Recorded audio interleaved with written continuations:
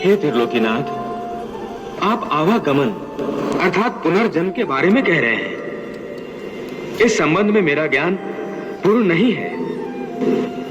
यदि आप पुनर्जन्म की व्याख्या करें तो कृपा होगी। पार्थ, इस सृष्टि के प्राणियों को मृत्यु के पश्चात अपने अपने कर्मों के अनुसार पहले तो उन्हें परलोक में जाकर कुछ समय बिताना होता है, जहां वो पिछले जन्मों में किए हुए पुण्य कर्मों अथवा पाप कर्मों का फल भोगते हैं।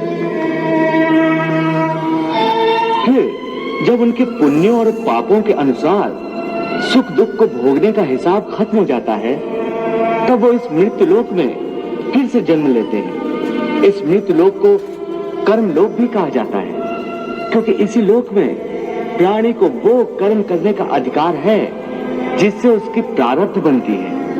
हे केशव, हमारी धरती को मृत्युलोक क्यों कहा जाता है?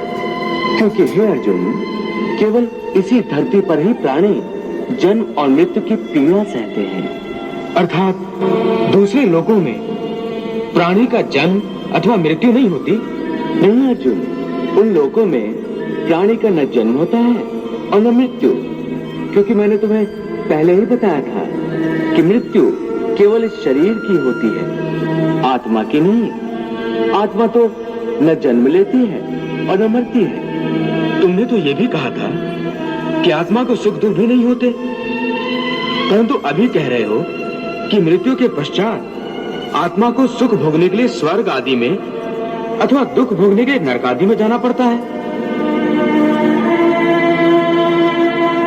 तुम्हारा मतलब यह है कि आत्मा को केवल पृथ्वी लोक पर ही सुख दुख नहीं होते, स्वर्ग अथवा नरक में आत्मा को भी सुख या दुख भोगने पड़ते हैं?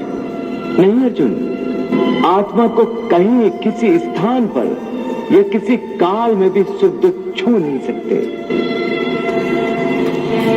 क्योंकि आत्मा तो मुझ अविनाशी परमेश्वर का ही प्रकाश रूप है। हे अर्जुन, मैं माया के अधीन नहीं, बल्कि माया मेरे अधीन है, और सुख दुख तो माया की रचना है। इसलिए जब माया मुझे अपने घेरे में नहीं ले सकती, तो माया के रचे हुए सुख या दुख मुझे कैसे छू सकते हैं? सुख दुख तो केवल शरीर के भोग है।